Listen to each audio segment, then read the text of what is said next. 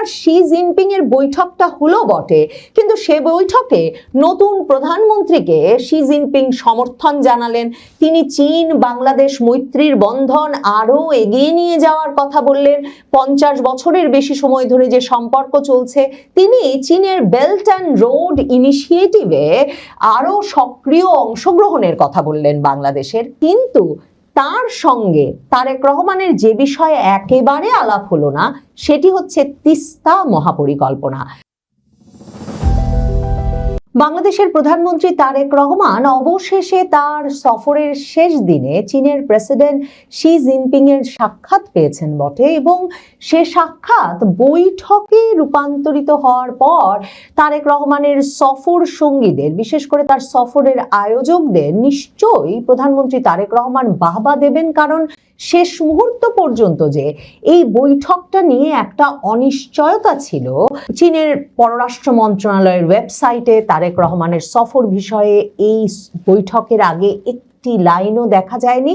এমনকি চীনের president Xi Jinping, যিনি আসলে চীনের একচ্ছত্র নেতা এবং সবচেয়ে প্রভাবশালী নেতা, যার সঙ্গে চীনের প্রধানমন্ত্রীর ক্ষমতার কোনো তুলনা চলে না, সেই শি জিনপিং এর সঙ্গে হাত মেলানোর ছবি সংবাদ মাধ্যমে প্রকাশ করে প্রথমে সিনহুয়া, রাষ্ট্রীয় বার্তা সংস্থা সিনহুয়া থেকে শুরু করে চীনা গণমাধ্যমগুলো এমনভাবে খবর দিচ্ছিল, মনে হচ্ছিল শুভেচ্ছা বিনিময়েই দুই নেতার দেখা সাক্ষাৎটা এ দফায় শেষ হয়ে যাবে। এমনকি প্রধানমন্ত্রী তারেক রহমানের অফিসের যে ফেসবুক পেজ আছে, সেখানেও চীনের প্রেসিডেন্ট শি জিনপিং প্রধানমন্ত্রী তারেক রহমানের সঙ্গে শুভেচ্ছা বিনিময় করেছেন, সেটুকুই খবর ছিল। তারপর জানা গেল দুপক্ষ একটা দ্বিপাক্ষিক বৈঠকে বসেছে, এবং এরপর তো সিনহুয়া থেকে শুরু করে চীনের পররাষ্ট্র মন্ত্রণালয় সর্বত্র প্রথমবারের মতো তখন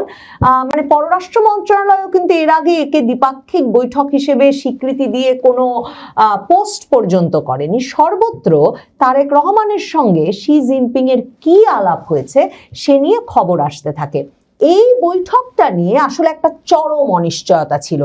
চীনের তরফে আনুষ্ঠানিকভাবে সফরের কোনো আমন্ত্রণ এসেছে কিনা সেটাই শেষ সপ্তাহ পর্যন্ত ঠিক ছিল না। যদিও মে মাসে গিয়েই পররাষ্ট্রমন্ত্রী খলিলুর রহমান বেইজিং এ গিয়ে প্রধানমন্ত্রীর জন্য এই আনুষ্ঠানিক সফরের আমন্ত্রণ নিয়ে আসতে গিয়েছিলেন। তারপর পররাষ্ট্র সচিব আসাদ আলম সিয়াম এক দফা বেইজিং এ গিয়ে সফরসূচি ঠিক করেছেন, কিন্তু ঢাকায় নিযুক্ত চীনা রাষ্ট্রদূত থেকে শুরু করে বেইজিং এ চীনের পররাষ্ট্র মন্ত্রণালয় কিংবা চীনের কোনো সংবাদ মাধ্যম এই যে তারেক রহমানের প্রথম গুরুত্বপূর্ণ সফর হতে যাচ্ছে চীন, বা চীনে তিনি নির্বাচিত হওয়ার পর প্রথমবারের মতো যাচ্ছেন, এ বিষয়ে কোনো আলোড়ন বা তথ্য একেবারেই পাওয়া যাচ্ছিল না। এই পুরো ঘটনার পেছনে আসলে তিস্তা একটা অত্যন্ত গুরুত্বপূর্ণ ভূমিকা রেখেছে। চীনের অবস্থাটা এখন এমন যে যদি তিস্তা না পাওয়া যায় বাংলাদেশে, এতটা ভূকৌশলগতভাবে গুরুত্বপূর্ণ যে জায়গায় এই বিরাট বিনিয়োগ করে তারা কাজ করতে প্রস্তুত বলে সেই 2024-এর জানুয়ারিতে শেখ হাসিনার সর্বশেষ নির্বাচনের পরেই শেখ হাসিনা সরকারকেই জানিয়ে রেখেছিল, সেই সরকারের পতন ঘটলো এমন প্রেক্ষাপটে যখন শেখ হাসিনা আবারও ভারতের চাপে এবং অনুরোধে চীনকে না দিয়ে এই তিস্তা প্রকল্প ভারতকে দিয়েই করানোর সিদ্ধান্ত নিয়েছিলেন। শি জিনপিং তখন বাংলাদেশের প্রধানমন্ত্রী শেখ হাসিনার উপর চরম ক্ষেপে গিয়েছিলেন, এবং জুলাই মাসে শেখ হাসিনার সর্বশেষ সফরে এই তিস্তা না পাওয়ার কারণে বৈঠক থেকে উঠে গিয়েছিলেন চীনের প্রেসিডেন্ট শি জিনপিং। সে খবর সে সময়ে ব্যাপকভাবে প্রচারিত হয়েছিল, কারণ শেখ হাসিনাও এই ঘটনার প্রতিক্রিয়ায় একদিন আগেই চীন থেকে ফিরে আসতে বাধ্য হয়েছিলেন। কাজেই শেখ হাসিনার পতনের পর ইউনূস সরকার এসেই জানান দিয়েছিল যে তারা চীনকেই তিস্তা প্রকল্প দেবে, এবং তখন থেকেই ভারতের এই নিয়ে উদ্বেগ আছে মার্কিন যুক্তরাষ্ট্রেরও। এবং ডক্টর মোহাম্মদ ইউনূস অন্তর্বর্তীকালীন সরকারের প্রধান উপদেষ্টা 2025-এর শুরুর দিকে চীন সফরে গিয়েই কথা দিয়ে এসেছিলেন যে চীনই তিস্তা প্রকল্প বাস্তবায়ন করবে, এবং চীন তখনও বারবার বলে এসেছে তারা বিনিয়োগের জন্য ব্যাপকভাবে প্রস্তুত, তারা বিনিয়োগের জন্য সম্পূর্ণরূপে প্রস্তুত, এবং সকল রকম কারিগরি এবং ফিজিবিলিটি ফিজিবিলিটি স্টাডি এরই মধ্যে করা আছে সেই আওয়ামী লীগ আমল থেকেই, কাজেই পুরো মহাপরিকল্পনাটাই তাদের গবেষণা এবং নিরীক্ষার ভিত্তিতে করা হয়েছে এবং তারা এখন অর্থ ঋণ দিয়ে এই কাজ শুরু করতে প্রস্তুত।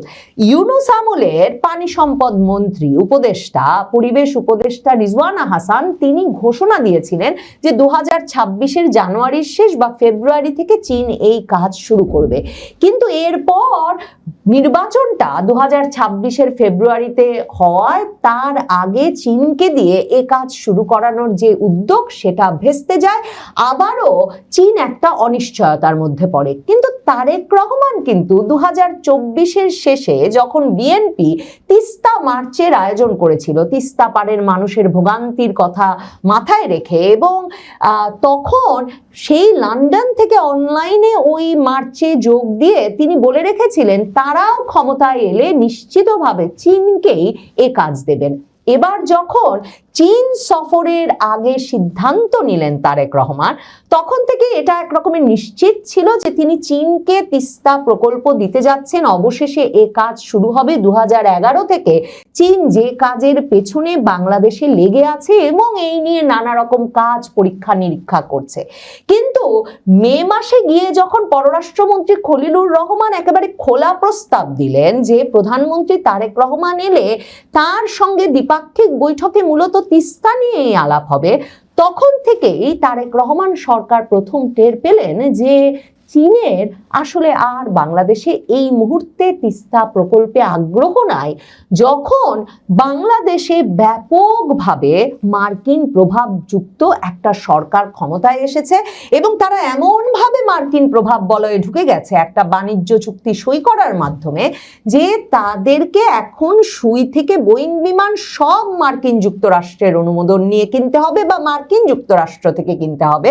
শুধু তাই নয়, এই সরকার এই পররাষ্ট্রমন্ত্রী খলিলুর রহমানের তত্ত্বাবধানে এখন মার্কিন যুক্তরাষ্ট্রের সঙ্গে সকল গোয়েন্দা তথ্য এবং প্রতিরক্ষা কৌশল সরবরাহ করার প্রতিশ্রুতি দিয়ে, এমনকি কি কি যন্ত্রপাতি কিনছে, কি কি ইকুইপমেন্ট আছে, কি কি প্রযুক্তি আছে, এই সকল তথ্য এবং গোয়েন্দা তথ্য দেওয়ার প্রতিশ্রুতি দিয়ে জিসোমিয়া এবং আকসা নামের দুটো প্রতিরক্ষা চুক্তি মার্কিন যুক্তরাষ্ট্রের সঙ্গে সই করতে যাচ্ছে। চীন এমন ভাবে আষ্টে পৃষ্ঠে মার্কিন প্রভাব বলয়ে ঢুকে পড়া একটা দেশে কিছুতেই এত বড় ভূকৌশলগতভাবে গুরুত্বপূর্ণ বিনিয়োগে এই মুহূর্তে আগ্রহী নয়, কারণ চীন বুঝে ফেলেছে যে তারেক রহমান সরকারের সঙ্গে ভারতের যে সম্পর্ক, সেখানে ভারতও এখন এত টাকা বিনিয়োগে এই তিস্তা প্রকল্পে কাজ করতে আগ্রহী হবে না। কাজেই এই মুহূর্তে তারেক রহমান সরকারের সামনে আসলে আর কোনো অপশন বাকি রইল না। তারেক রহমান সরকারের উপর আবার এই তিস্তা প্রকল্প তারেক রহমান দিয়ে দেবেন সফরে গিয়েই চীনকে, এই আশঙ্কায় চরম চাপ সৃষ্টি করেছে মার্কিন যুক্তরাষ্ট্র। মার্কিন যুক্তরাষ্ট্রের রাষ্ট্রদূত ব্রেন্ট ক্রিস্টেনসন সরকারের বিভিন্ন মন্ত্রীদের কাছে ছুটে গিয়ে এ বিষয়ে সাবধানবাণী উচ্চারণ করে এসেছেন যে তিস্তা প্রকল্প চীনকে দেওয়া কিছুতেই মার্কিন যুক্তরাষ্ট্র পছন্দ করবে না। এবং সর্বশেষ তিনি চীন সফরে যাওয়ার আগের দিন ছুটির দিনে পররাষ্ট্র মন্ত্রণালয় খুলিয়ে পররাষ্ট্রমন্ত্রী খলিলুর রহমানকে মার্কিন যুক্তরাষ্ট্রের সঙ্গে সমর্থন দিলেই একমাত্র পস্তাতে হবে না এ কথা বলে এসেছেন মার্কিন রাষ্ট্রদূত ব্রেন্ট ক্রিস্টেনসন। কাজেই যেই তিস্তা প্রকল্প দিয়ে চীনকে একদিকে একেবারে তার একনিষ্ঠ সমর্থকে পরিণত করবেন এবং এর ফলে একটা ভারত বিরোধী তৈরি করবেন ভেবেছেন তারেক রহমান, তিনি মাথায় রাখেন নাই যে এটা তাকে সমর্থন জানানো এবং তাকে যারা দেশে ফিরিয়ে এনেছে সেই মার্কিন যুক্তরাষ্ট্র এবং ভারত দুদেশকেই কিভাবে খেপিয়ে তুলবে। আর অন্যদিকে চীন কি কারণেই বা এমন একজন প্রধানমন্ত্রীর আমলে তিস্তার মতো মহাপরিকল্পনায়, দীর্ঘমেয়াদী মহাপরিকল্পনায় ঋণই দেবে কিন্তু বিনিয়োগে আগ্রহী হবে যেই প্রধানমন্ত্রীকে নিয়ে এসেছে মার্কিন যুক্তরাষ্ট্র তাদের বিভিন্ন এজেন্ডা বাস্তবায়নে এবং একের পর এক চুক্তি সই করিয়ে, এবং মার্কিন যুক্তরাষ্ট্র আর ভারতের সমর্থন এবং বদান্যতা ছাড়া যার পক্ষে দেশে ফেরাই সম্ভব হচ্ছিল না। সে কারণে তারেক রহমান আর শি জিনপিং এর বৈঠকটা হলো বটে, কিন্তু সে বৈঠকে নতুন প্রধানমন্ত্রীকে শি জিনপিং সমর্থন জানালেন। তিনি চীন বাংলাদেশ মৈত্রীর বন্ধন আরো এগিয়ে নিয়ে যাওয়ার কথা বললেন। 50 বছরের বেশি সময় ধরে যে সম্পর্ক চলছে, তিনি চীনের বেল্ট অ্যান্ড রোড ইনিশিয়েটিভে আরো সক্রিয় অংশগ্রহণের কথা বললেন বাংলাদেশের। কিন্তু তার সঙ্গে তারেক রহমানের যে বিষয়ে একেবারে আলাপ হলো না, সেটি হচ্ছে তিস্তা মহাপরিকল্পনা।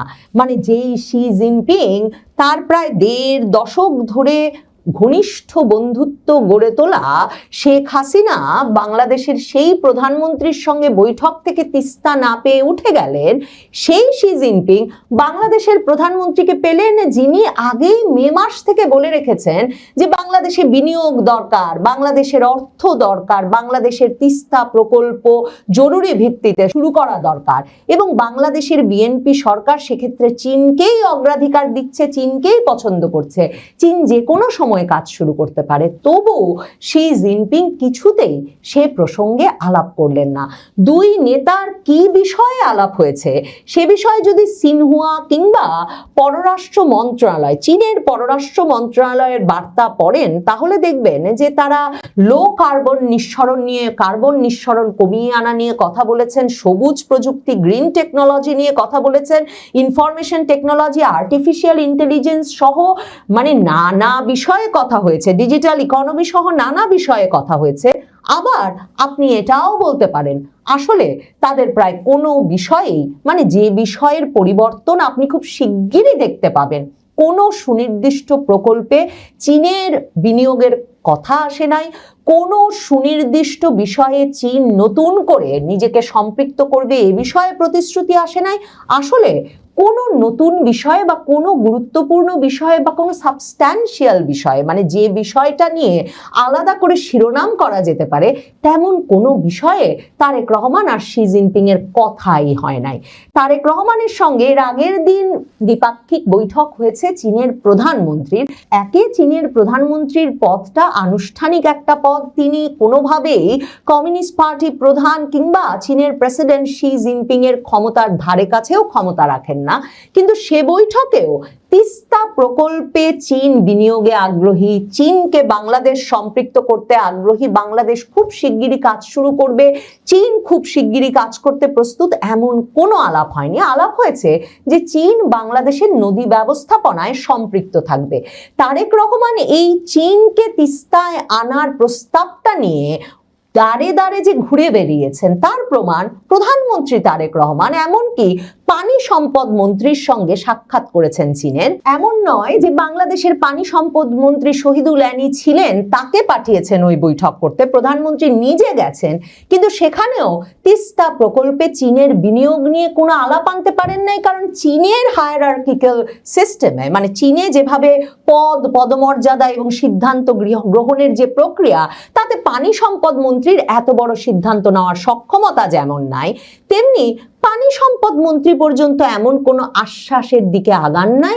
চীনের পানি সম্পদ মন্ত্রী বলেছেন তিস্তা সহ বিভিন্ন নদীর সমন্বিত ব্যবস্থাপনায় সহযোগিতা বাড়াতে বাংলাদেশ ও চীন একমত হয়েছে। কাজেই প্রধানমন্ত্রী তারেক রহমান বিশ্ব অর্থনৈতিক ফোরামের বৈঠকের পাশাপাশি চীন সফর করে এলেন এবং তারপর সেখানে গিয়ে শি জিনপিং এরও দেখা পেলেন বটে, কিন্তু শেষ পর্যন্ত কি পেলেন, কি নিয়ে আসতে পারলেন, তা নিয়ে যেমন প্রশ্ন উঠবেই, তেমনি হয়তো প্রধানমন্ত্রী তারেক রহমানের জন্য শেষ পর্যন্ত চীন যে তিস্তায় জড়িত হলো না, সেটা একরকম স্বস্তিরই বিষয় হবে। কারণ মার্কিন যুক্তরাষ্ট্রকে চরমভাবে খেপিয়ে তুলে চীনকে দিয়ে তিস্তা করানোটা তারেক রহমান সরকারের জন্য এখন নিরাপদ হতো না, সেটা তো মার্কিন রাষ্ট্রদূত সরাসরি পররাষ্ট্রমন্ত্রী খলিলুর রহমানকে বলেই গেছেন।